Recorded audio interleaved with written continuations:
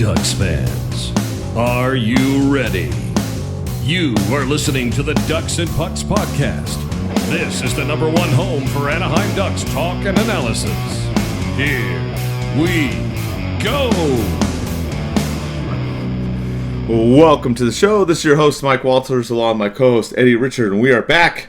It's summertime, no Ducks hockey, so we've kind of been off for a little bit, but we've got plenty of things to talk about on the show. We've got the draft coming up. Eddie and I are going to kind of give our predictions, who we think the Ducks will pick. We got the Stanley Cup. We'll give our prediction who we think will win that. Lots of former Ducks in there as well. And it's finally happening. The Ducks are getting new jerseys. We've been talking about that since 1982, and now the Ducks are getting new jerseys. But before we dive into all this stuff, Eddie, you know the question. What are you drinking? Drinking my White Claw and Pink Whitney shooters. Taking it kind of easy today for a Friday. I usually like to let loose and go crazy Fridays, but I'll be at the equipment sale tomorrow. Thank you, Mike.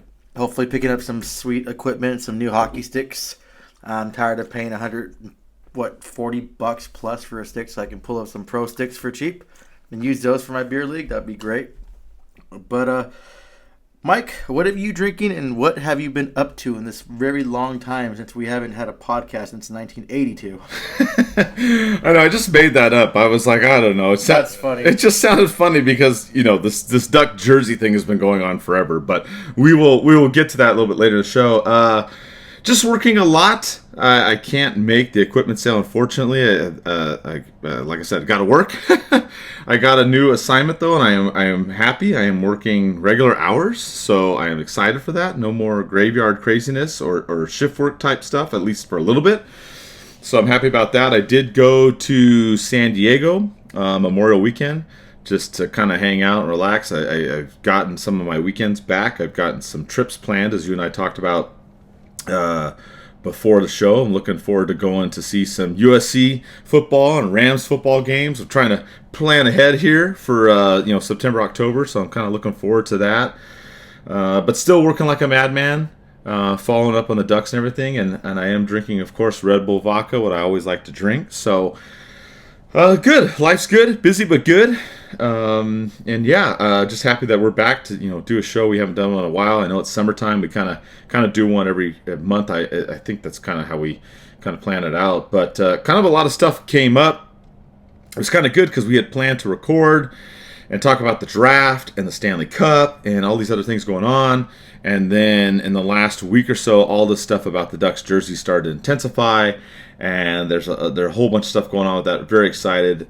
We asked for fan questions. I think 99% of the fan questions were about the Ducks jerseys. So we will get to that, I promise. But what we'll do is we'll talk about the draft lottery and the draft coming up, who we think the Ducks will pick.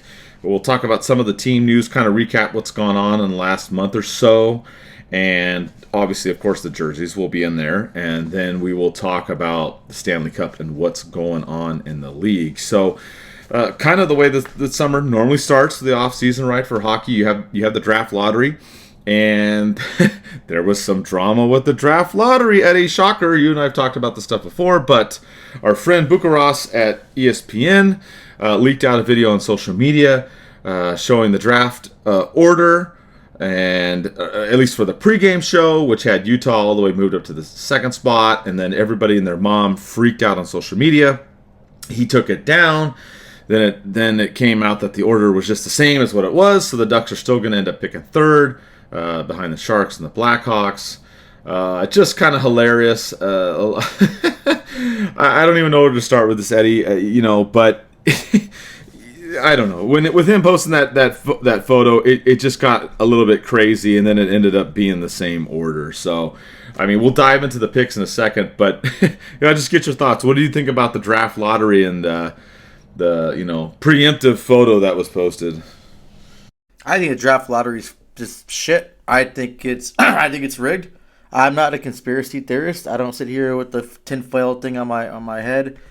But I'm a realist, and I can sniff bullshit a mile away. Trust me, I was in the military. Those of you who are veterans are in the military, listen, you have to bullshit and lie a lot in the military to get just that's the way it goes. But that's part of your chain of command, whoever you're with. And I can sniff out bullshit a mile away because I'm a bullshitter too.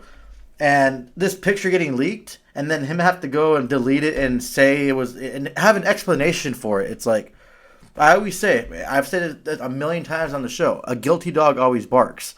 And they did a lot of barking. You're doing a rehearsal showing an order, and then all of a sudden you panic and revert to just the exact order it should be. It just doesn't make any sense. And I don't know, I'll just go on my little spiel right now.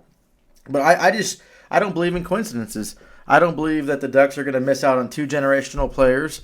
Back when the whole Crosby thing and Bobby Ryan, when he got picked second overall, when it was actually a complete sort of getting like random teams or any team can get number 1 because during the lockout. But a failing Pittsburgh Penguins organization that's going to go under and probably lose their team because of money, all of a sudden gets saved by the first overall pick.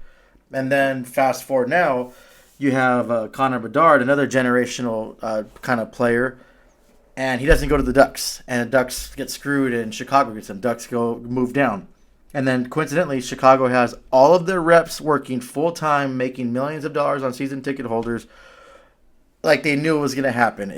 I don't know. I don't believe the Ducks can miss out on 2 generational players like that and get screwed. Chicago had all their stuff already going and all their staff there already. It just makes absolute zero sense. It's just a nice little script written by a nice Hollywood director, and Bettman is, after he's done with hockey, he's going to be creating some movies, and I would be happy to watch his controversy and dramatic movies. They're going to be great, but that's what this is. This league isn't really seen that has integrity with the lottery draft. And simple solution, Mike, we always talk about, show the damn process from start to finish. Make a show out of it. I'm sure nerdy fans will sit there and watch it. I'd watch it. I want to see it, but it's one of those things where money talks, and I get it. Hockey, for the higher-ups and not the fans, it's business first, and you're going to capitalize on the most money you make, and unfortunately, teams like the Ducks aren't going to bring in and capitalize most on the generational players like a Crosby or even a McDavid or Bedard, those kind of generational players. Ducks won't fully capitalize the revenue that the league wants to earn from these players. So, unfortunately, I don't think the Ducks will ever, in the whole entire time the National Hockey League is around, will ever get a generational player that's compared to Crosby, McDavid, Bedard. It's just, that's the way it is. So it's kind of unfortunate. It's kind of screwed up especially how the Blackhawks got him. I wouldn't have been pissed off if any other team would have received Bedard, but how the Blackhawks have the rape controversy and scandal, they don't get, you get a little pee-pee whack with a little fine. You're suspending a player 41 games because he did a proxy bet. You're taking away a first-round pick from the Senators for some simple mix-up on paperwork for the trades, but then you just kind of gift Chicago for getting away with rape. And then they're accused of another sexual assault now by a female. It's like they don't learn. The league sweeps it under the rug, and it's going to keep happening. My rant's over on that. I think Ducks got screwed. I think they got caught screwing with the draft again, and they had to have some bullshit excuse. And it's just, wake up, people. It's right there. The real stuff right there. The coincidences don't just fall for everything. I mean, do you still believe in Santa Claus? Because I sure as hell don't. Yeah, that's the thing, and I know some people listening are like, oh yeah, you guys go off, and I hear these other people like, oh, it's not rigged, nothing happens, and it's all fine and dandy and everything. But it's a little suspicious when you have a leaked photo, it gets deleted, and then the order magically goes back to the original order, which hasn't happened in like over a decade and rarely does happen. So that's a little weird to me. And the other thing that you hit the nail on the head too, Eddie, even if you don't think that it's rigged or whatever, but you want to question it, okay, why is it not shown live? I mean, you can make a big production out of this, like you mentioned. You can show the little balls, you can show them dropping, and like have it live, and people could see who ends up getting at the bottom of that draft lottery, and then work your way up to the top 3, and make it a whole big thing. It would be exciting and be a lot of fun, and they don't do that, and so that's the problem. You want to be transparent, just show it. Show the draft with lottery with the balls and them being picked and everything, and then Maybe someone will question it because they might say, "Oh, the balls are weighted or something or whatever." Okay, we're getting crazy, but if you have it on the TV and it's not pre-recorded and it's shown live, I don't think there'll be an issue. So that's my little 2 cents. I won't go on to it more. I know Eddie and I have gone off on that for a while, so I'll just So I apologize too for doing it again, but I wanted to vent. I know there's some fans that get annoyed, so I apologize about that, and thank you for keep listening. But it just things like that irritate me and irk me, especially when a piece of shit organization like Chicago gets that, and then so that's just my 2 cents. But we can kind of move on for that because the Ducks already got their position, and we'll talk about what's going to happen when the draft actually comes, which I will be there. That's why I was going to mention that Eddie and Aaron will be at the draft in Vegas, so they will be hanging out, bringing you some live updates. So make sure you follow those guys on X now, right? It used to be Instagram and whatnot. You got Aaron Francis and Aragonzo 444 on X, and obviously we'll post stuff on the main account as well. There's other things that are tied into that going to the jersey, but I'll hold off on that again till later. But so, they did the draft lottery. We know that the team stayed in the same position. The Ducks ended up in third. And we're going to talk about some of the players that the Ducks could pick. There's several names out there, but there's probably 3 or 4 that Eddie and I will focus on that we think, hey, the Ducks might pick these players. Assuming Celebrini goes first, which would go to the Sharks, then you'd have the Blackhawks with their next pick, and then the Ducks.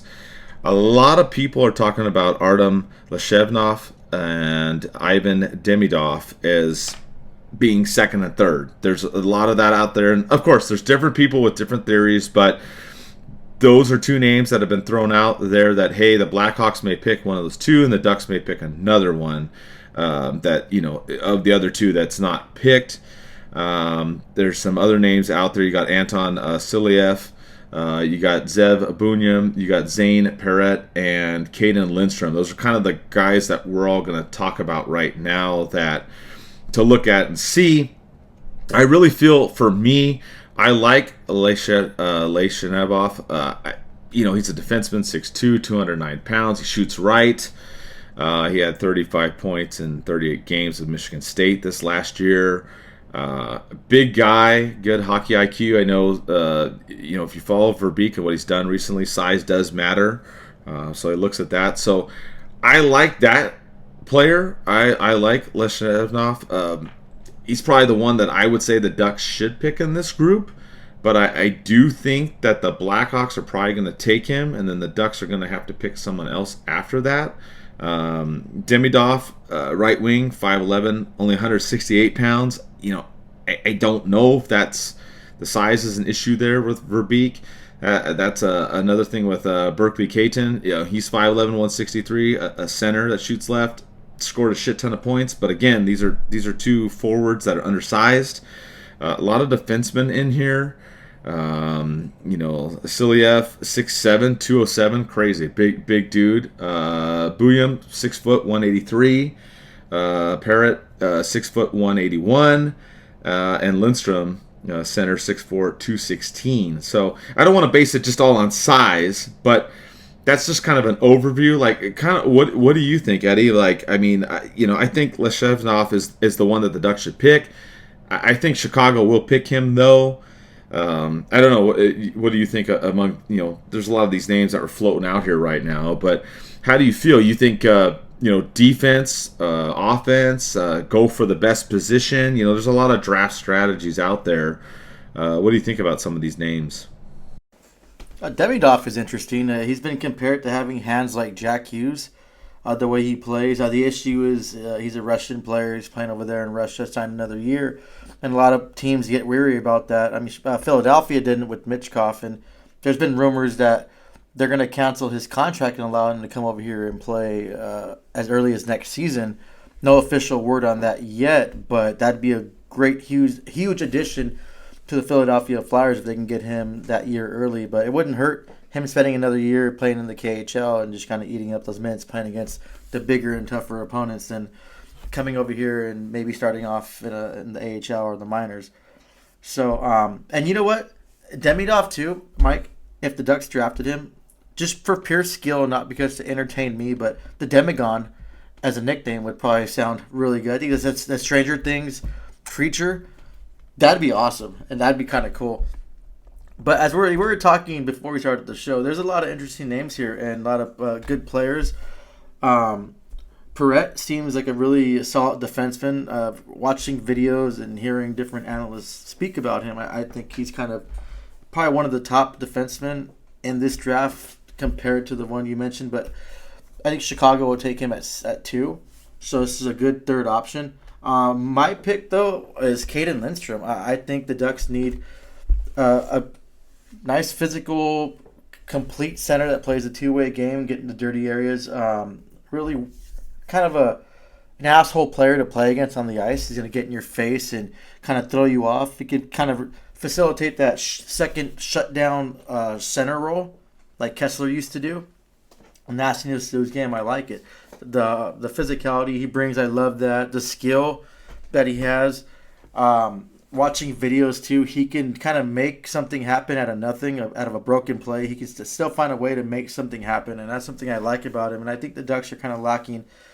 And I think something that's Verbeek would like, especially the size and what he can bring to the team, especially if you want to consider this team making a playoff run soon. You want someone like that's going to just be up in your face and kind of take down the opponent's best line, and someone like that can really kind of mold himself into that really shut down second line center that can bring that offensive skill similar to what Kessler did. Not similar players, but similar to Kessler's role or Nazem Kadri's role when the Avalanche won the Stanley Cup. We need players like that. We need to start building players that can be Stanley Cup playoff kind of players that can contribute to that. So I think Lindstrom would probably be my pick if I had a choice to the third overall. Yeah, I like Lindstrom. You know, my my nephew's name is Caden, so Caden Lindstrom. I gotta go with that connection there. But no, I do like Caden Lindstrom. I mean, he's 6'4", 216 pounds, 46 points in 32 games in the WHL last season. They think that he's projected to be a second line center, which kind of fits in with what you were talking about, Eddie. Physical, goes in the corners, has a good hockey IQ. The only concern with him is that he's had some injury issues this last year. I mean, he is young. I mean, look at Leo Carlsson. He had a bunch of injuries last year, but that was obviously during the season and stuff came up. So, I like him. If they don't pick him, I think it would maybe because of that concern. If they think it's a concern there, like I said, Leishanoff is the one I like the most. I think Chicago will pick him. The other one that I do like too is Silyev, 6'7", 207 pounds. I mean, this is a big guy. Plays physical, also skates well. Solid stay-at-home defenseman. Has a little bit of offensive upside. The knock on him is that his puck handling as far as like passing and dumping in the puck isn't the best. Kind of doesn't have rhyme or reason to some of the things that he does, but I think those are things that can be worked on. So I could see Silyev being another one that they pick in that mix. And we had too, I forgot to say this in the beginning, but Super Bajorn 31 asked, who should the Ducks draft in your opinion? Obviously, we're talking about that now, and he also mentioned Perrette too, which you talked about, Eddie. I like Perrette too. I mean, this guy went off. He had 96 points in 66 games in the OHL. 6'1", 181, shoots right-handed, averaged a point per game. Super high, offensive upside. The knock on him is on his defense. He will often make plays and do great things in the ozone, but then he also compromises defensively. So it's tough. I when you're looking at these names and running them out, it doesn't seem like there's a complete player. Not saying that all picks are. That's the hard part. Demidov I do like, but I don't know if the Russia factor and the size is an issue for Beak. So those are some of the guys to look at. I mean, Booyam. I love his name, Booyam. That's just hilarious. I could see him checking somebody and just going Booyam. Yeah. I would just love it. I mean, Also, University of Denver. You can say, hey, what's up, Troy Terry, and come on over. But he's a great puck handler and two-way defenseman too. Kind of, Hey, the University of Denver, they molded Cale Makar too. So right. I mean, the knock on Bouillon is kind of the same thing. With some of the other defensemen here in the top, 10, draft potential players or whatnot. He's defensive game too. So it's tough, man. I mean, Leshenov, that's the one I'd go with. But I really think, Chicago picks him. So then what do the Ducks do? It's tough. I mean, do the Ducks want offense or do they want defense? And I'm with you. If you go with Lindstrom, you got a guy that can play a top six role. Sounds like is a Kessler type player, not the same, obviously, but one that can kind of fill in there and do his thing. So I'm really curious to see who they're going to go with. I mean, I don't think there's a clear cut person. I don't know. And part of it's like what's the needs of the team, right? Are they looking for offense or are they looking for defense? And Verbeek has already talked about in his interviews, he wants to add a top four defenseman. He wants to add a top six forward and a bottom six forward. I mean, kind of wants to add all over it now that you've heard all the interviews and everything. So, but of course, these players are going to take some time. Defensemen generally take longer than forwards. So, and it ties into the free agency too and what Verbeek's going to do, which we're going to save for that part for another the next show. But I almost think Eddie. I almost think Silyev is the one that he would go with. I almost think so, just because of the size, the physicality, stay home at defenseman. His puck handling is not the greatest, but he can work on it. I don't know. I kind of think that's the guy he leans towards, though. Like you said, I like Parrott and Lindstrom as well. Yeah, I'm kind of nervous about I don't know. I think there hasn't been that too many great defense, or not great, but solid defensemen that can really develop that well to having great careers. Being that I don't know, I'm thinking about Tyler Myers, Andre Schuster. I think a defenseman that size that actually had a great career was Zdeno Chara. If he could develop into some player like that, that'd be awesome. But I don't know. That's just. I mean, I love his size and stuff. But that's what scares me. It's just, is he going to be a giraffe on skates and never really properly develop and just kind of be that seventh defenseman, sixth defenseman? You can't screw up a third overall pick. That can lead to your job. And with the draft too, everyone's talking about Salabrini. It's not guaranteed that he's going to go first overall. Yeah, it's I want to say it's a 95% chance he's going first overall, but anything can happen in the draft. Everyone talked about Seth Jones going to the Avalanche. It worked. It was a fairy tale story. His dad played for the basketball team. He was, given advice by Joe Sakic. It was like a Cinderella story, but then the Avalanche ended up pulling Nathan McKinnon, and look what happened. He became probably the best player in that draft. Jonathan Drouin went second. Seth Jones ended up dropping down to the fourth, and I believe went to Nashville, if I'm not mistaken. But anything can happen in this draft. What if Mike? Too, I want to throw this out to you.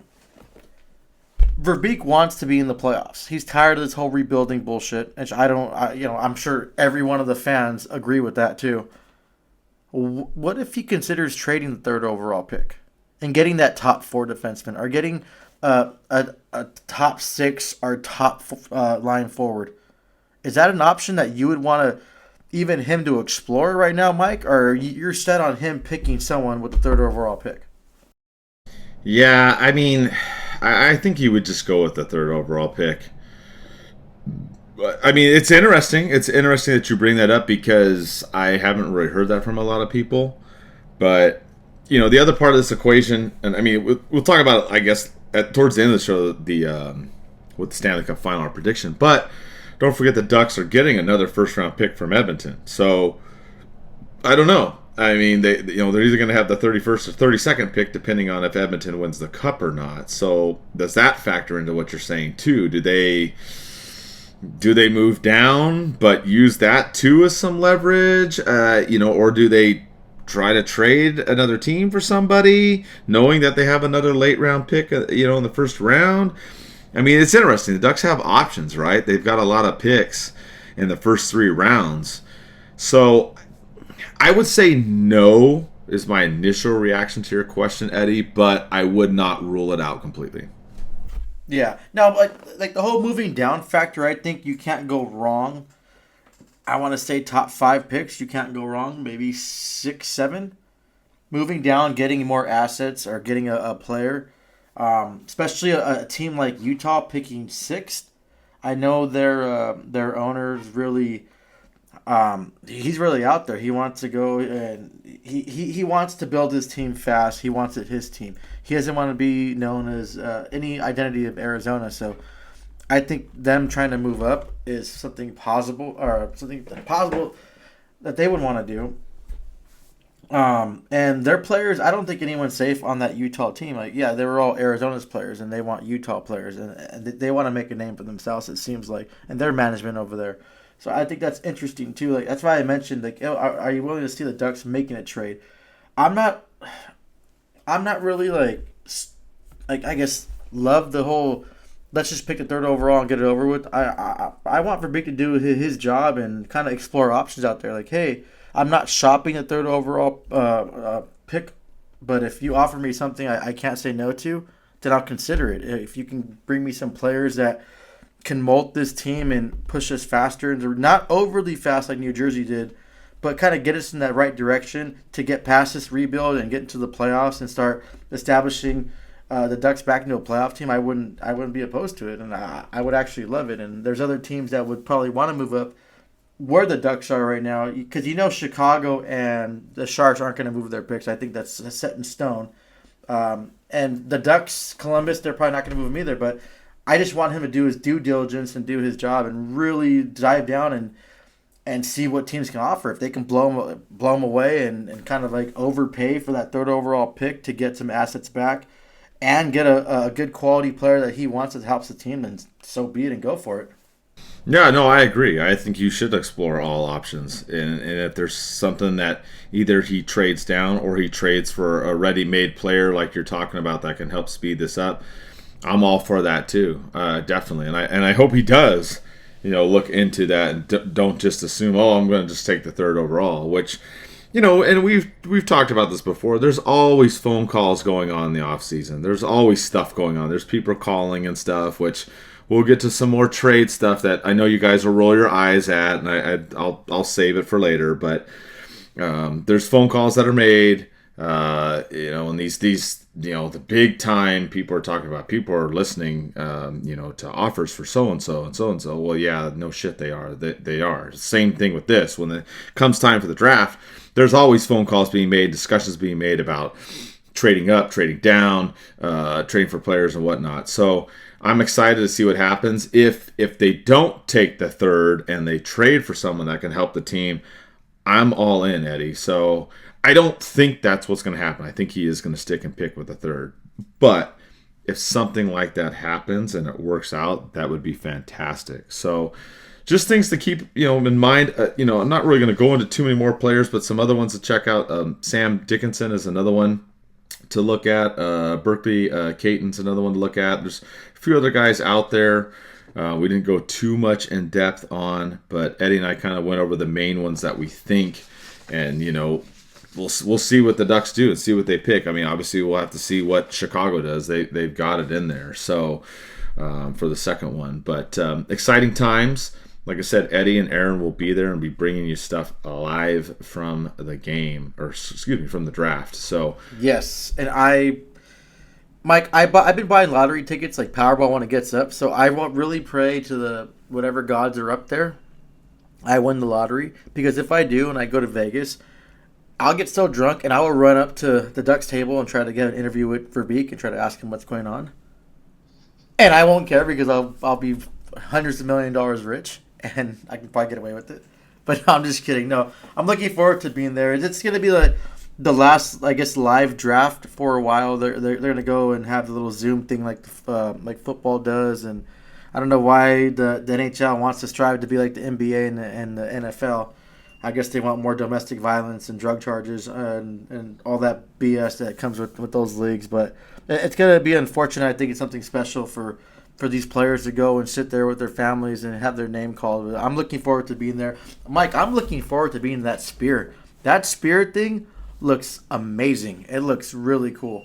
Like, that's going to be fun. I'm looking forward to hanging out with Aaron, too. So I'll get offline with him, and we'll coordinate meeting and having some few drinks or some lunch, and then just kind of covering the game together, or just enjoying the whole atmosphere of it and the experience of the spear.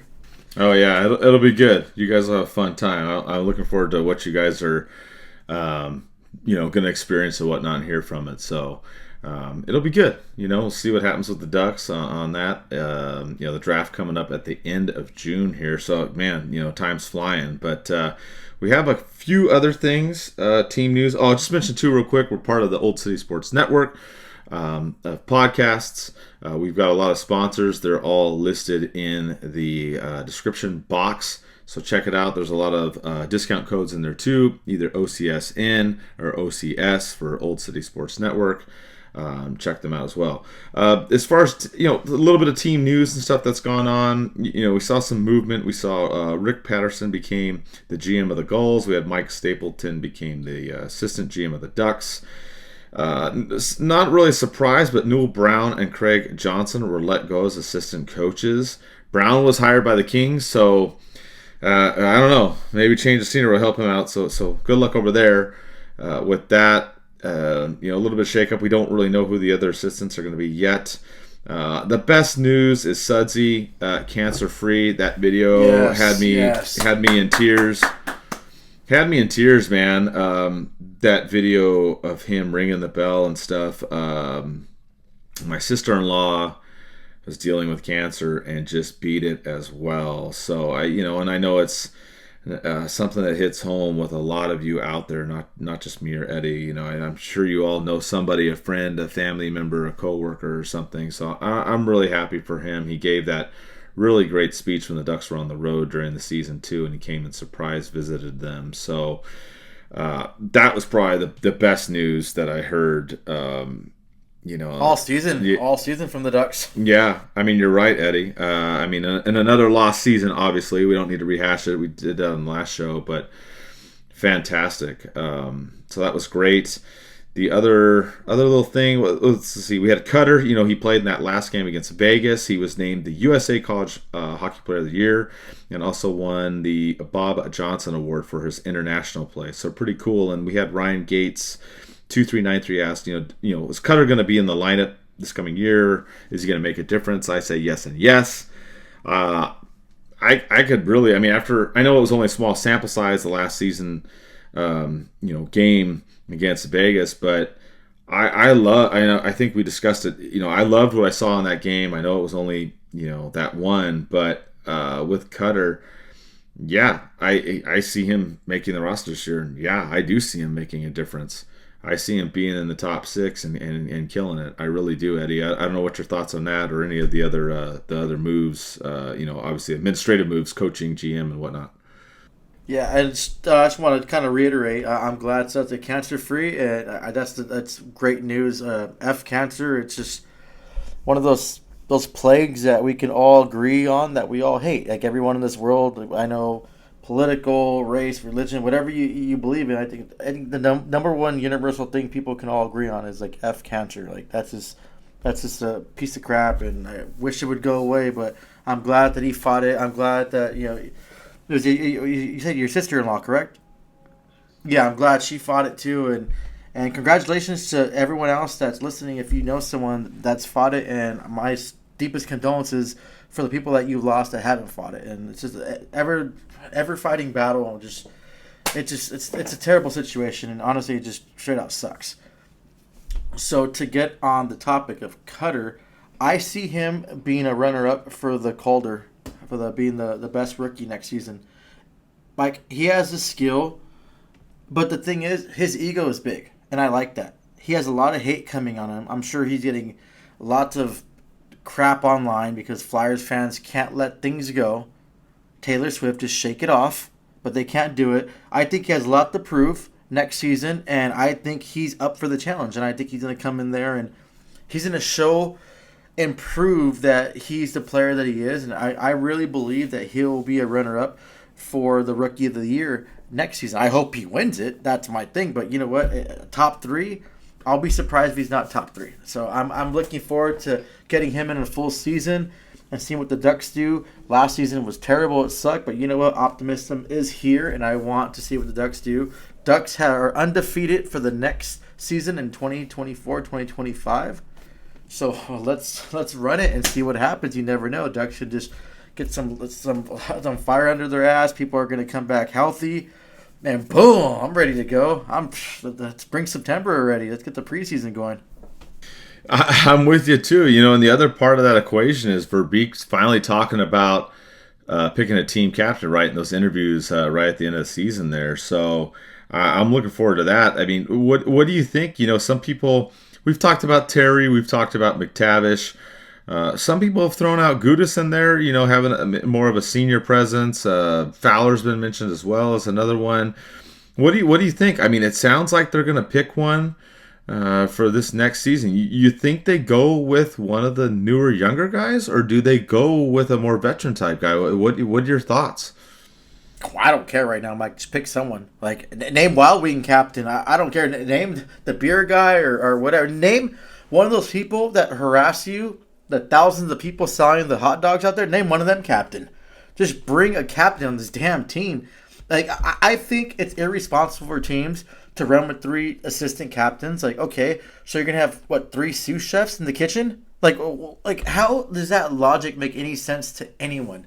And if you want to talk about, the captain's a tradition when it goes in that jersey, bullshit. You have advertisements on jersey. You sold out, and you became like every other league. So don't sell me on, you want to just wait for a special player. That's bullshit. Name a captain.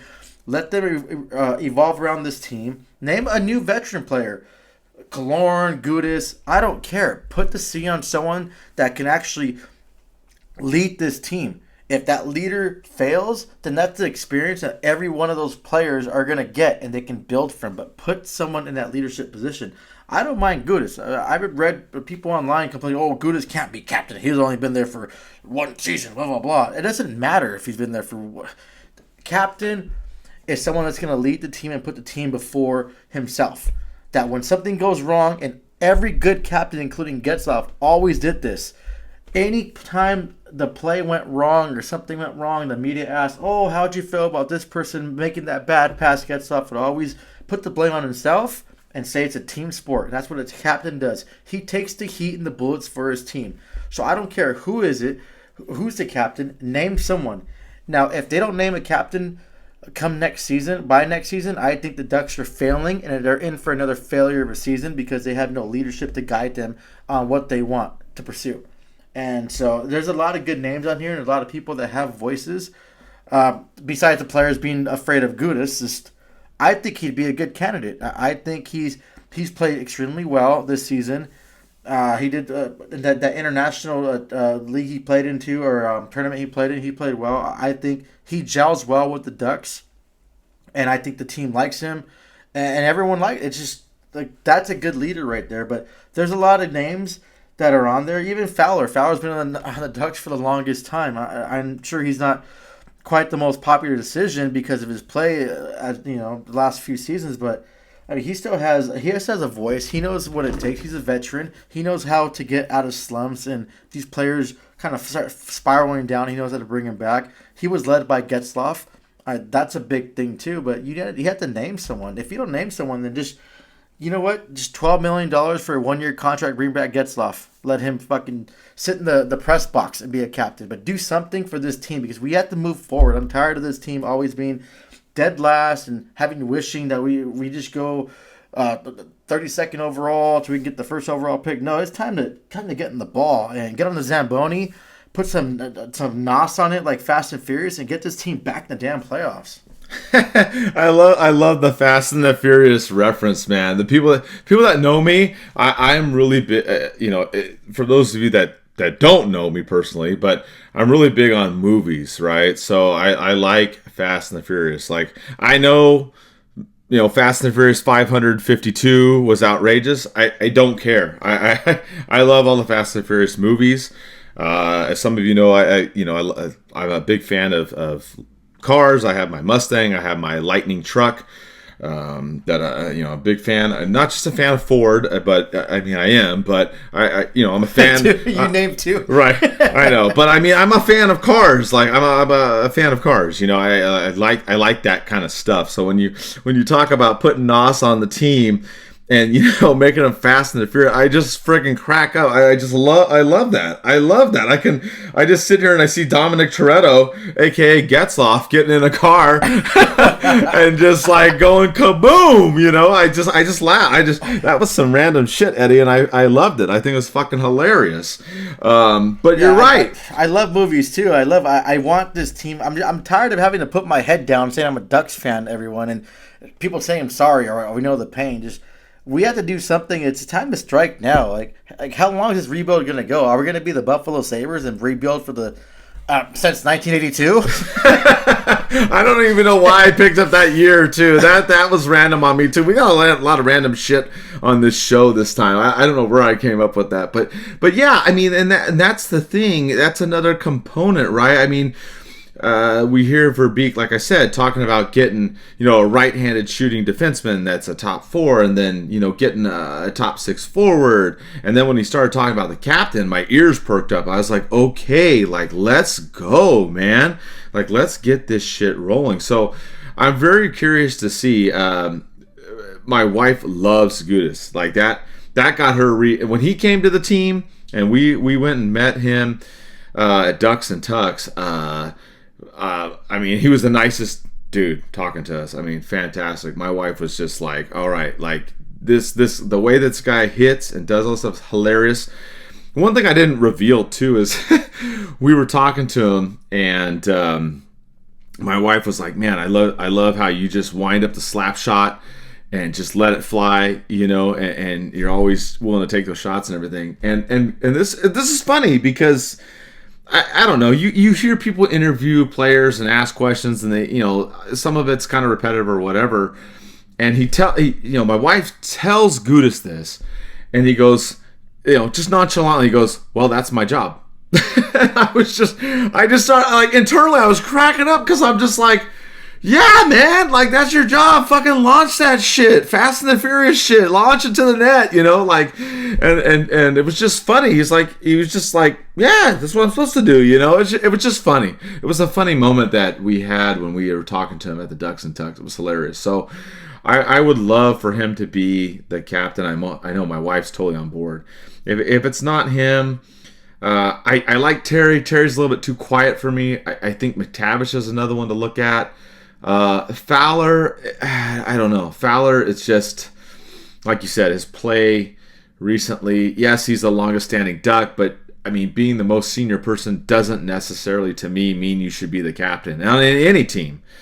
So yeah, I agree. So I would go between McTavish and Gudas. I know that Gudas isn't signed for forever. He's only on this couple-year contract or whatnot, but. The other one that we had talked about was Henrique, but Henrique's gone unless he somehow magically comes back, which, there's a chance of that. You never know. It hasn't really been talked about. But, I think that's the other component to it. You get the draft, try to get those players that Verbeek's talking about free agency, which, like I said, we'll save that for another show when that gets closer. But, let's turbocharge this shit. Let's get it going.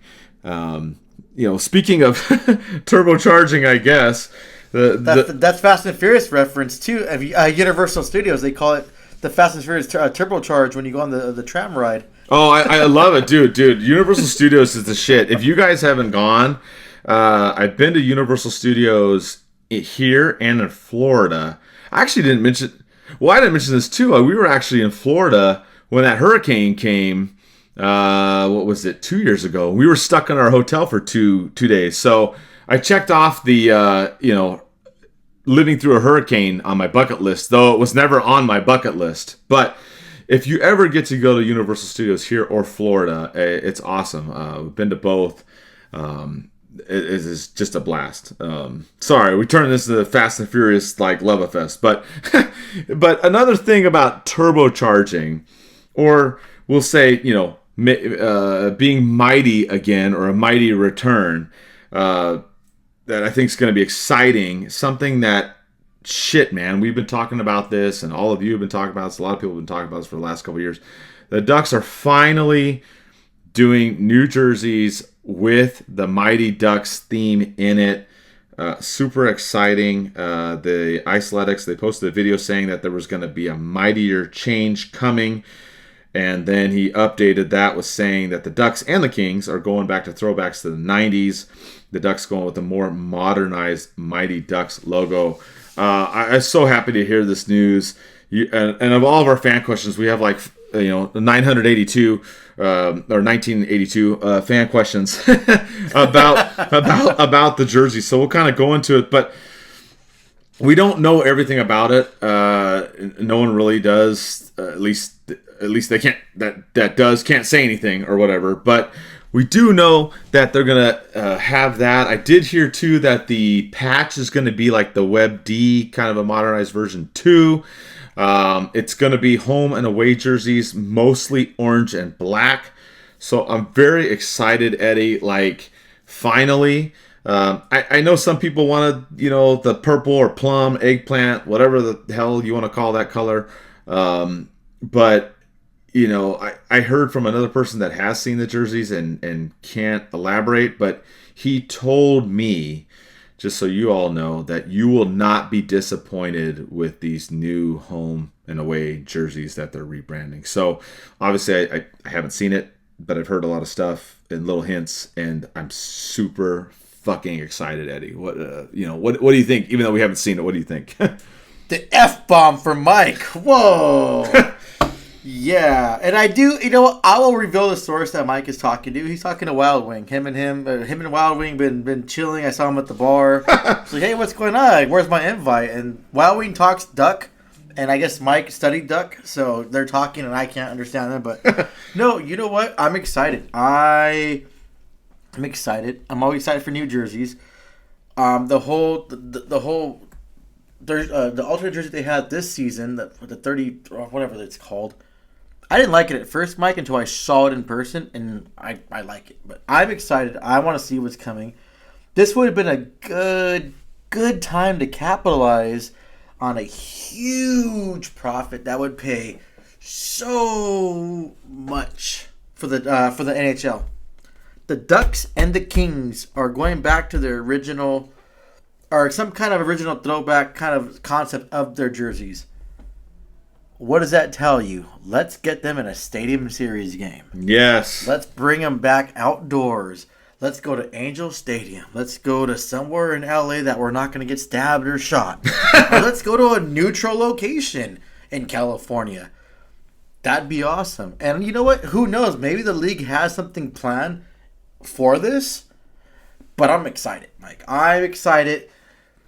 My bank account's not excited, but I'm excited. And I'm looking forward to what's going to happen. And listening to the Aesthetics video, he mentioned it might be, they might put it out there on the draft when they announce the name. I'll be super excited. I might even, like I said, win the lottery, run on stage, grab the jersey, and run the hell out of there if I won the lottery. But yeah, Mike, it's exciting. It fires me up. I'm fired up for the next season. I hate the summer. It's too hot for me, so I'll just skip to September. Let's see the jerseys and let's get rolling. But yeah, Mike, what you heard and what you told me, Duck fans are going to be happy. Now, of course, you're not going to satisfy everybody. Those people are going to complain about it and bitch. I might be one of those people. I don't know. I haven't seen the jersey yet. And you and Wild Wing didn't show me at all or didn't give me a hint. You guys were seeing something in your pictures. But no, I'm looking forward to it. And hopefully, we can do something good with this. But Ducks have so many good concepts. Like the reverse retro, the white jersey with the original logo, that would have been perfect to have. Like I hope you do something similar to that. But from what you're talking about, it's going to be a totally different rebrand kind of thing. And I'm hoping one day in the near future they have just only just do it like 3 or 4 times for the season, or 5. Just bring that eggplant one, or I'm sorry, the whatever color, like you said, eggplant. I want to say eggplant, get in trouble for talking sexual on the podcast. But that'd be cool just to have that. Like, that'd be something, just have it in the back of your mind. You'll make a lot of money, which that's a big thing for the NHL. But I'm looking more forward for the draft to see that jersey from where I'm sitting, or zoom my camera in, or seeing that jersey and buying it. It's going to be great, and a mighty change is where it's coming. And I guess if we ask, we're finally going to receive. So fingers crossed, looking forward to seeing that. Yeah, and I mean, we had a lot of you guys asking fan questions on this too. The Jet123 asking about our thoughts. Tony M. Freed, Adam T-Town. I'm just mentioning names because I want to give you guys shout outs, because I know you guys follow us, especially on Instagram. We have a huge following on there. The Mighty jerseys, you crack me up, dude. He says, are you prepared to be broke with the news of the new jerseys being released? And yes, I am prepared to be broke. You guys know that I am a jersey nut, and I have a lot of jerseys. I've actually was going through them recently, and it's crazy. So I am super excited. Yes, I will be broke. I'm going to have to work some overtime for sure, because I am excited. I know one concern, people are like, it's Fanatics and yada yada yada. Well, I'm not really worried. I have gotten Fanatics jerseys. Are they the greatest thing? No, but I don't know. We'll wait and see, when they come out. I mean, it is what it is. I'm not that worried about it. That's probably the only legitimate concern as of right now with some people. We had, what was it? Cottonhead 9 Muggin says, the modernized old logo, does it scare you? It'll be changed too much? No, because what some people in the know are telling me, it's not a drastic change. It's just a modernized change, which I haven't seen it, so I can't speak to how much it is. But from what the people that have, they told me they love it and they think it's awesome. The other thing that I can tell you too, Eddie, you were talking about, the third jerseys and whatnot. The Ducks obviously did the 30th jersey last year. There's been, rumblings about this jersey stuff kind of for a while. It's been the last 2-3 years that there's been, there's going to rebound, they're going to do this, that. They didn't do anything. They brought out the 30th jersey last season. I can tell you that there is going to be a new third jersey. It's in the works. I don't really know much about it, just that it's coming. It sounds like it's coming not this season, but the next season. So they're gonna, we're gonna get a home and away this season, and then also an alternate jersey. I don't know the specifics on it, so I'm not even gonna speculate on that one. But we're gonna get another one. So I mean, it's exciting times, man. I'm super stoked to see what they do and how it looks. But from the couple people that I talked to in the know, they said we will not be disappointed, Eddie, and they're pretty good friends of mine, so I trust what they're telling me.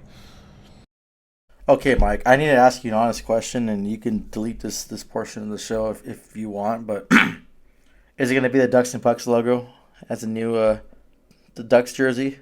Is it? No, I'm just kidding. You know what's funny about that is I sent that. So if you guys don't know too, I know we Eddie had made a Ducks and Pucks jersey with the logo on it. We still have a couple left. If you're interested, send me a DM. We'll get those out to you. But I laughed that you mentioned that, Eddie, because I was talking to one of my buddies about this that knows, and I sent him an image of the jersey, and I was like, "Oh, did they come up with this? This would be freaking fantastic!" And he just replied with the laughing emoji, just cracking up.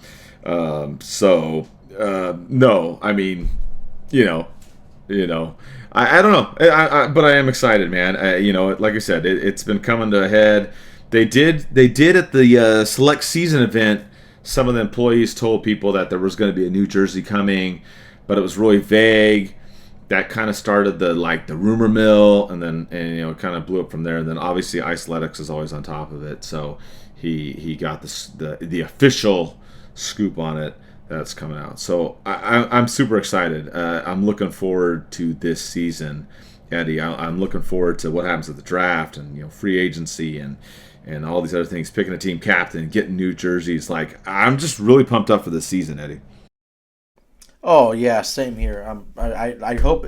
I mean, it can't be any worse than the last 2 seasons. That's my whole thing of it. So I hope.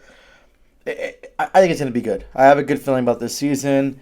I'm not saying we're going to go win the Stanley Cup or anything, but I do have really good feeling. New jerseys coming in.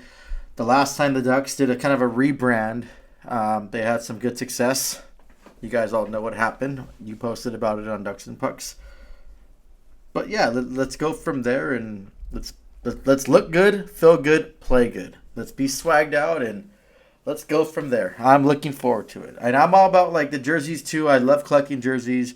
I have way too many of them. And I follow the Avalanche too, so I just don't have all the Ducks jerseys. I have all the Avalanche jerseys.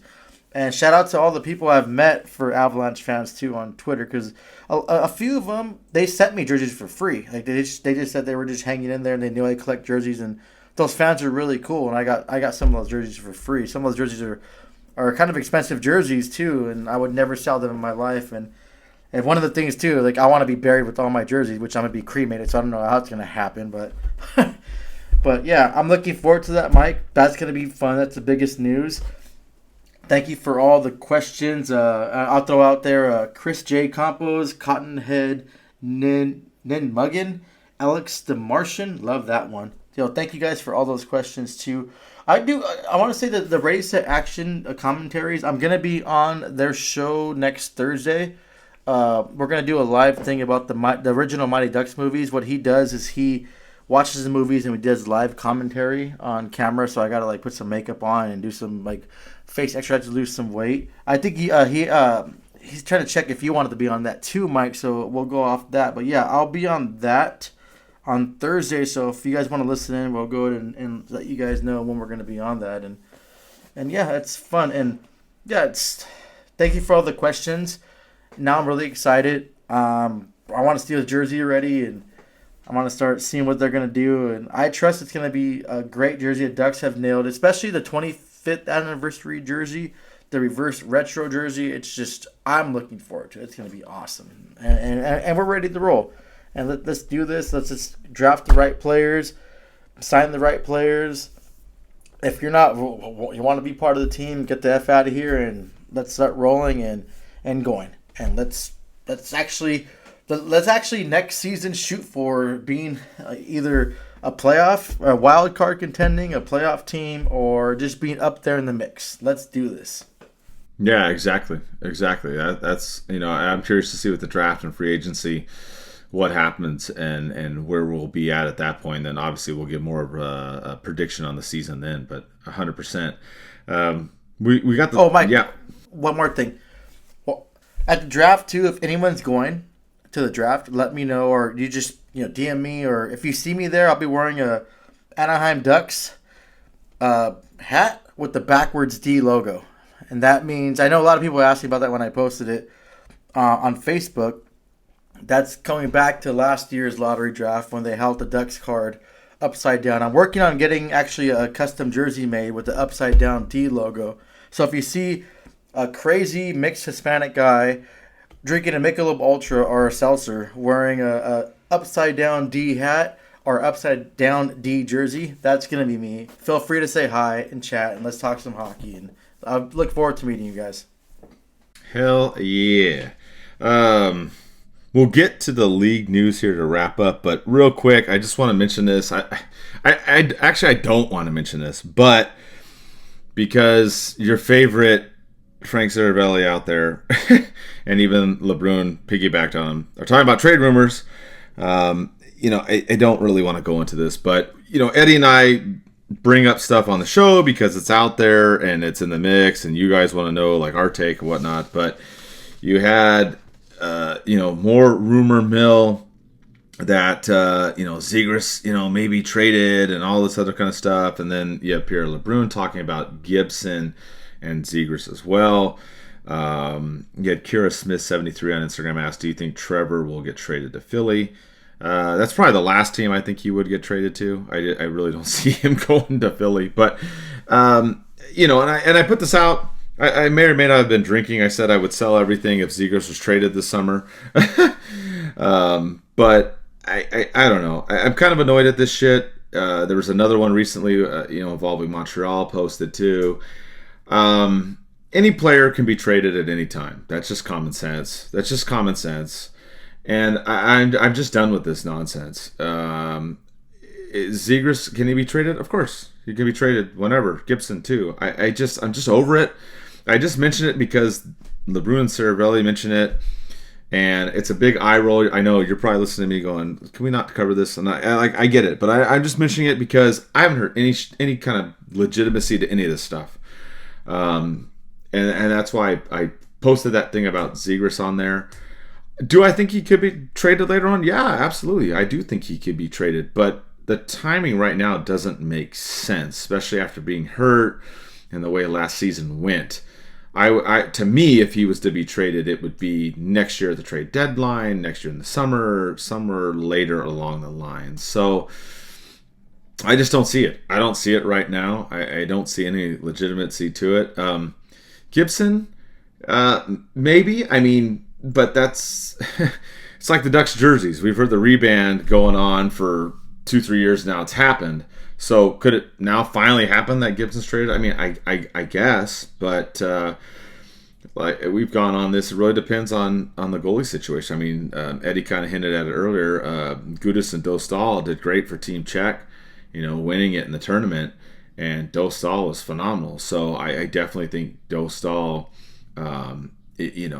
is primed to take over the role. But you even had in LeBrun's thing, he asked Verbeek about both these things, or both these players. And with Gibson, it was more of like, well, yeah, we listened to offers, yada, yada. He didn't really have much to comment on Zegras.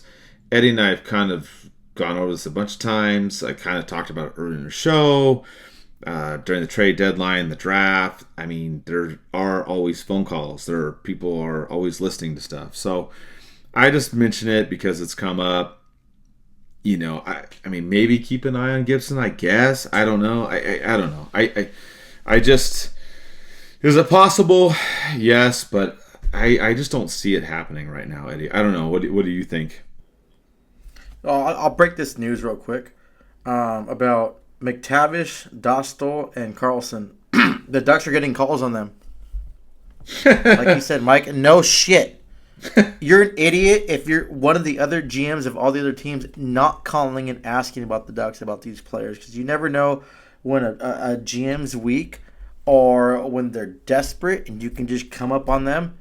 That's doing due diligence. Like that's common sense. Some of these so-called insiders, I'm sorry, I don't know what you're doing. You're throwing your brown shit on a white wall and seeing it's going to change colors and you can fix a hole in the wall you punch because you're wrong so many times. That's just crazy to me. And Frank Cervelli, I don't know what his issue is. He just he just fabricates things. He makes up things. I'm going to create a different site and start making up different trade rumors. Hey, well, LeBron James is going to go to one of the babyest teams in the NHL. He's probably going to go to the Edmonton Oilers. They cry a lot. Oh, blah. He's going to go over there. Like, how do you do that? That's just crazy. These analysts, and not all of them, because there's some great analysts out there. And I was surprised that LeBron was kind of like entertaining this idea, but come on. You want clicks. I guess you guys are desperate for money. The more clicks you get, the more money you get paid. But you know how it is. Frank Cervelli, I know he's one of those, the black sheep or whatever, the odd man out. He's the Meg of the insiders, Mike. He's the Meg. You watch Family Guy? He's Meg. He's been called out by the players' agents stating that he was wrong about them requesting a trade, and zip. He doesn't say crap. He just sits there eating whatever thousand calories an hour that he does. So this is crap. And it's not fair to these players. It's not fair to their families, because I'm sure when their families and friends read this crap, they don't know. They're full of crap, and they start contacting their family and friend. Like, hey, what's going on? Are you going to be traded? That's just too much pressure. Leave them alone. It's like, stop. Unless you have credible stuff, don't post crap like that just for clicks. You guys are just pathetic. It's just stupid.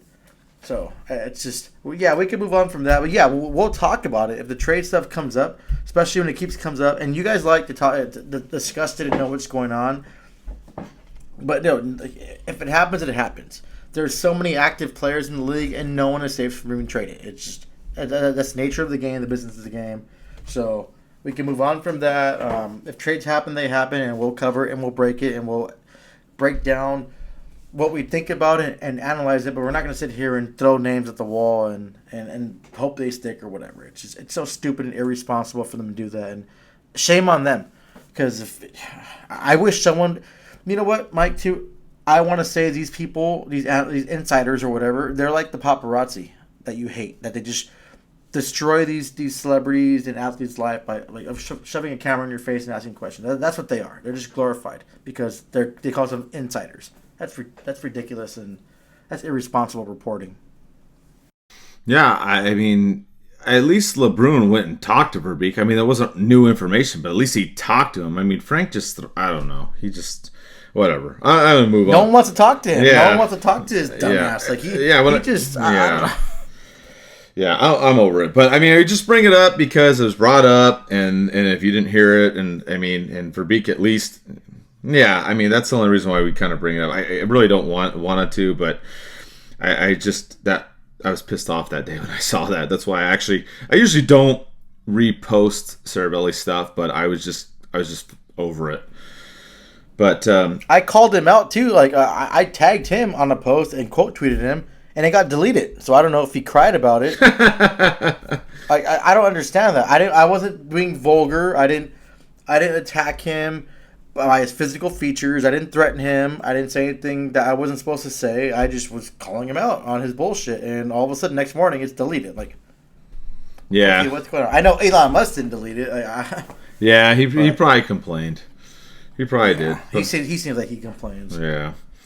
All right. Well, with that, let's the Stanley Cup Final is upon us. Let's finish up with that and a little bit of league news. But you got a lot of former Ducks in the finals on both teams, right? You've got Henrique, Carrick, and Perry on Edmonton. And Perry, ironically, is in his 5th Stanley Cup final and with 5 different teams. That's never happened before in the NHL. Kind of crazy. Then you've got Kulikov, Mahura, Montour, and Stolars with Florida. So we asked you guys, hey, what do you think? Who's going to win? 60% picked Florida and 40% picked Edmonton. So what do you think, Eddie, as this series gets underway here? We're recording it just before game 1, and if you might be listening during the series or whatnot, but we're kind of just giving our little 2 cents before the final gets underway. So what's your thoughts? I'm Team Florida. Let's bring the first Stanley Cup to Florida over there. It's the second time in the year they're actually going to the show. Last year they didn't get named prom queen. Maybe this year they are prom queen. Maybe this year they will. I'm not a big fan of Edmonton, mostly because of their fans annoy me. But I think it's going to be a good series. Dallas, I thought they had it, but they just didn't come to play, and Edmonton really stepped up. Their players came to play. McDavid went hot at the right moment. Stuart Skinner got a little timeout for a couple games. He came back, and he looked amazing. They really, the Edmonton Oilers, even though I get annoyed by them and I don't want them to win, they really earned the right to beat the Stanley Cup final of how they played. So I think it's going to be a good series. I want the series to go to 7 games. I want them to beat the living hell out of each other, but I want Florida to lift that cup so bad. And I apologize to, I think mostly I apologize to Henrique and Carrick because I would like them to see them lift the cup, and I'd be happy if they did. But, it's just, this is going to be a good series. It sucks we had to wait a whole week, too. The way the whole schedule works, and the NBA did something similar. They made their team wait their teams made a whole week just to play. It's like, I've been thriving for this. I want to go watch it. I watched Game 5, and Dallas really dropped the ball on that. But I think it's going to be good, Mike. But I am Team Florida. I'm going to go for Florida. So for those that week and a half that they're going to play, those hopefully 7 games, I'm going to be repping Florida. And I'm a big Matthew Tkachuk fan too, so I'm going for him. So good luck to Florida. Good luck to Edmonton. Good luck to the fans. Mike, I do want to point out that Edmonton, I think, got a really I don't know if you saw the videos going around of the girl Yes. that gave Edmonton extra motivation. So, oh, whoa, that was kind of crazy. But hey, you know what? I guess she helped them win, or so. Cheers to that. I know. Some of this stuff, man, gets crazy. Sorry, I shouldn't have said that on the show, but it's all good. I mean, it's just crazy, dude. I funny. don't think she expected to be recorded and blasted on social media, but good lord. Yeah, I mean, I'm Team Florida too. I hope that Florida wins. This is a battle of offense versus defense. Edmonton's, ranked top in the league in a lot of the offensive categories, and Florida's ranked top in the league in a lot of defensive categories. So, I mean, it's going to be a battle. I'm really curious to see, how it goes. Like Eddie said, I want it to go 6-7 games and go far, but I'm going with Florida to win. There are implications in this series for the Ducks as well. So, depending on how Edmonton does, if they win it all, the Ducks will get the 32nd first-round pick. If the Oilers lose, then the Ducks, they just move up one to the 31st. So, I don't know if that's a big deal. That's one spot. The other part, and this is all from the Henrique Carrick trades, that unfolded, but they have a 2025 fifth-round pick that would become a fourth-round pick if the Oilers win. So, a little bit of movement there. I don't really know if it affects it that much. I mean, fourth round, fifth round, okay. 31st, 32nd. I mean, not huge, but, I mean, there's implications either way, right? So, it'll affect those picks for the Ducks this year and next year. Kind of interesting. And there's other ones too, but that's just kind of for the Ducks. There's other teams that are involved with some picks. So it'll be interesting. I'm excited to watch. I've been watching a lot of the playoffs, so I'm pumped up for this. Couple other things. You had the Stars that got eliminated by Edmonton, and it sounds like Pavelski's considering retiring. You had Colorado. Eddie's second favorite team was knocked out. Niskanen got suspended 6 months for a dirty test. Kind of sucks. I don't know if you want to comment on that a little bit, Eddie, before we kind of wrap up with some of the other league news. But any thoughts on the your Avs or the Stars or anything? Yeah, just I don't want to bash on him too bad, and I think it's something that the Avalanche really have to consider. He lost trust in his team. I just feel bad for the addiction, and I just if people are suffering from that, I really hope and pray you guys get help. I don't understand addiction that much. Yeah, I get a degenerate sometimes and drink too much or go on a binge or whatever just to have fun, but I can't really understand the addiction that he's going through to kind of leave his team and do that. So I just, I wish him all the best. I wish he gets the help that he needs, and either if he's gonna play back with the Avalanche or not, I just hope for his family's sake and his sake that he gets the help he needs, and that's pretty much all I'll say about that. Yeah, I agree. Hope he gets the help he needs. Another team that got eliminated was Toronto. They fired their coach, Sheldon Keefe. Then Keefe went to New Jersey. Now Craig Berube's in. So a little bit of a coaching change there in Toronto. You have Keliev is wanting a trade out of the LA Kings. So that's another name to look at. Just kind of touching on a little bit of trade stuff here. You have Tampa Bay also picked up Brian McDonough, involving a bunch of draft picks. So kind of wondering what, Stamkos is another name obviously we brought out there. With the Ducks, so I don't know what you think. Too, yeah, with McDonough too, they took his full salary. So I want to say it's around $5-6 million. So that's the thing. So Stamkos has got to be on the move, I would think, for sure. But the question is, where would the Ducks take him on or not? We've talked about this. The Ducks do have a lot of cap room, Eddie. So I mean, yeah, he's in his mid-30s, but, I mean, is that a senior guy you want to bring in? I mean, he's a top six forward, arguably, or maybe a middle six. I mean, yeah. So, I mean, I still think he's got some wheels. So I'm really curious with Stamkos. I mean, he's not going to, stay with Tampa Bay. I'm pretty sure, especially like you said with McDonough and that taking on the contract and whatnot. So, yeah, I mean that's a name that's out there to look at. Kellyev's another one to look at. So just some names that were thrown out here as we wrap up to look at. The other thing is you have Utah, right? And they're coming up with potential names. I don't know if I really like any of these names, Eddie, but they had the Blizzards, kind of cool. Mammoth, Outlaws, Venom, Yeti's kind of different. Hockey Club, Utah. I mean, I don't know. I mean, what are your thoughts on a name for this new Utah team? Well, how do you beat Yeti? Like, the Avs had a Yeti mascot, had the footprint on their jersey. Well, you know what? I want to pick Yeti because, like, the Avs would probably be so petty enough to start clowning them and throw a Yeti kind of logo back, like, as a hat or something. Right. You know what's funny? Gabriel Landeskog, when he had his news conference, he wore a Yeti hat, and fans over there in Colorado were going crazy, like, "Oh my God, we're gonna come back! The mascot's coming back, or they're gonna have some kind of thing coming back."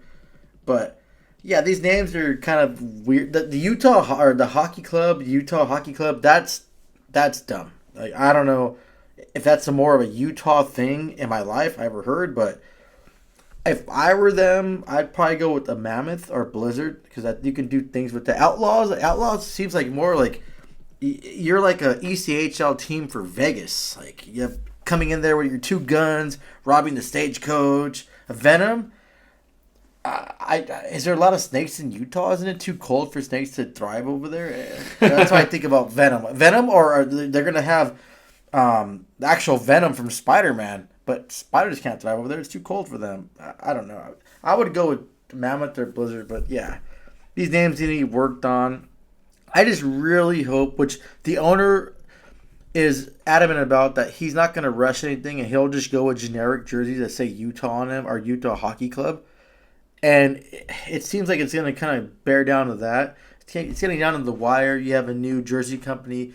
You're moving from Adidas to Fanatics. Like, how are you going to get those done in time? So I think it's going to be so generic. Mike, I was going and reading articles. The stadium's having issues too. They have their season ticket things posted out, which they have a good deposits already. But there's a lot of things in that stadium where they share with the Jazz that have partial views of the ice, and they're going to sell them for cheaper, where you really can't see the full view of the ice. So that's kind of weird to me. I think that the NHL and Bettman dropped the ball on the Arizona thing and just threw it to Utah. It's going to be interesting what's going to happen. I'm going to fly over there next season because I want to see the new stadium. I want to go over there and do that. But I don't know. I think it was kind of rushed, but we'll see what happens. If I have my money on it, I just think they're just going to stick with Hockey Utah Club or Hockey Club and just generic jerseys or something. That's kind of boring, but whatever. Yeah, I think out of all of them, Blizzard is the one that they could probably do the most with. I think that would be the best, at least of these, supposed ones that we've heard. But I did see that too, like you were talking about the seating. There's a lot of obstructed view seating, and I'm like, oh man, that's not gonna fly. I mean, I don't know. Not for hockey fans. No, I mean it's not. I mean, unless you're the casual fan that wants to go to the game, and sit in a bar type area and watch the game. But for me, I'm not a fan of that. I mean, I might as well go to my local bar and watch the game. I mean, if I'm at the game, that's one thing people don't know about me too, is that if I'm at the game, I know you know this, Eddie, even though you and we chit chat and, for lack of a better term, fuck around a little bit when we're at games. But when I'm sitting there watching, I'm watching like don't talk to me kind of thing. Like, I'm really zoned in, because I like my seats. I sit on the red line. I'm in the nosebleeds. I'm not rich, but I sit up there and I like to really watch the plays, watch what's going on, the X's and O's when I'm there in person. I don't want to be sitting out in the hallway or in a booth or a little lounger watching the game. Like, to me, like, I'm there. I want to see them on the ice and watch the plays develop, watch the hits, the sounds, and all that stuff. So that's just me. That's how I am. I know some people, like, that's not as big a deal, but I'm always want to be in my seat. Eddie knows when, like, intermission, I see it's like a couple minutes ago, I'm like, let's go. Let's get in the seats. I'm very, like, I want to be there. I want to watch it. So, yeah, that's just going to be interesting how Utah is going to deal with the seating situation. Lastly, just the other thing coming up is that, they'll have the awards for the players again. I guess they started naming some of them already. Just a couple things to throw out there, but you had Mark Messier Award for Jacob Trouba, the Selke for Alexander Barkov, Jack Adams, Rick Troche, and Lady Bing for Jacob Salvin. So just some of those thrown out there. I don't know. It seems like the awards is kind of, I don't know. I mean, they're important, but they do that award show in Vegas, and then I don't know. It just doesn't seem like it gets like a whole lot of attention, Eddie. No, it's been like dried out and boring. Like, hockey's making kind of I don't know what they're doing. They're making like a bad turn, and they're not really thriving on the majority of their fans. It seems like they're just trying to cave into either the non-fans or the 20% of fans what they want. It's just some of the things they're doing is really questionable, and the awards have been boring. The All-Star game has been boring. Besides Michael Bublé being shroomed up, and once again, if I won the lottery, I will try shrooms for the first time in my life, and I will know what he's experiencing during that interview.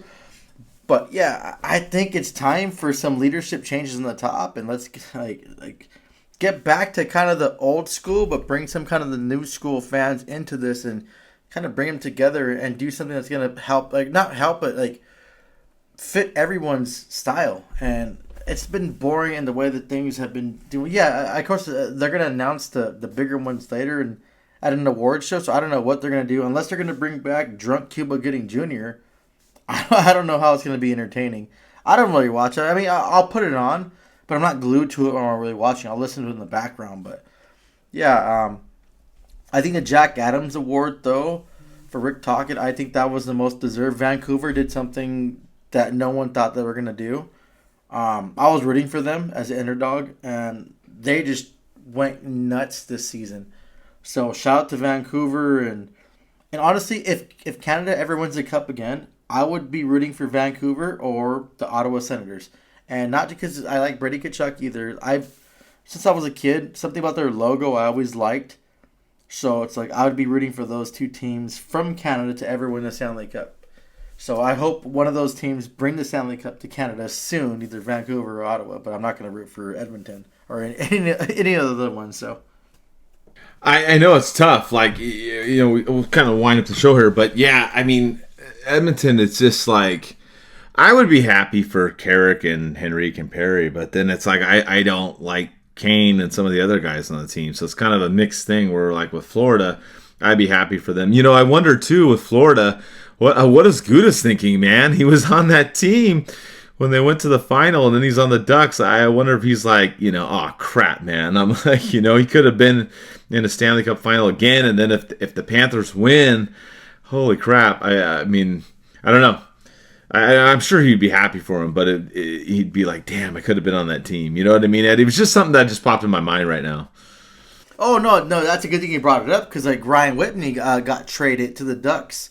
I'm gonna say it was like from the Penguins for Ben Lovejoy. No, Chris Kunitz. That was a trade, and I listened to their podcast, and that haunts them too, because Chris Kunitz went on to win a bunch of Stanley Cups, and Whitney didn't. And if he would sit on that team, he would have won a cup, and that's what sucks about being traded. And it's like you want to cheer for your former team, but you don't want them to win. Like, so it's man. I feel for him on that aspect, but I think what you and your wife talked about, that he's the kind of guy that he's gonna root for his old teammates, his friends, like they're like family. So he's gonna want them to win. But yeah, it's gonna go in the back of his mind. But I don't think they would have signed him last season. I don't think they could afford him, and they want to move forward. So it's not only his fault. Like, he just kind of bounced out and like, oh, I'm not gonna stay here. Obviously, he's not gonna stay and take lower money. He's gonna go where the money is. That's always the most important thing. You know, you're not gonna work a job and, hey, we're gonna pay you $1 million, but this other company's gonna pay you 5. You're gonna go obviously with the 5 million. So yeah, I can't stand Edmonton and they annoy me. But if they win the Stanley Cup, yes, I'm gonna sit there and be happy for them, their players, their family, all the hard work they did, their organization, and congratulate them as well. That's my preference as a hockey fan, and not just judging the character of their fans or their team. That's my preference. We're hockey fans, so we can hate all we want. Like, I'm sure all the Ducks fans don't want the Kings to win the Stanley Cup, but hey, if they win the Stanley Cup, I'm gonna be happy for their organization, their family, and their team, and congratulate them as well. Hope they never do, but that's the way sports work. Yeah, absolutely. Well said, man. And yeah, I'm looking forward. It's going to be a fun series. So with that, we'll wrap up the show. We'll have another one probably right after the draft or somewhere in there. We'll talk about, the picks and whatnot. And, obviously as free agency comes up as well. I just want to thank you guys for following us. We've grown a little bit more on X this last year, really grown on Instagram. So I appreciate you guys following us. We're, part of the Old City Sports Network. Check out all the sponsors in the description box, and let's go Ducks.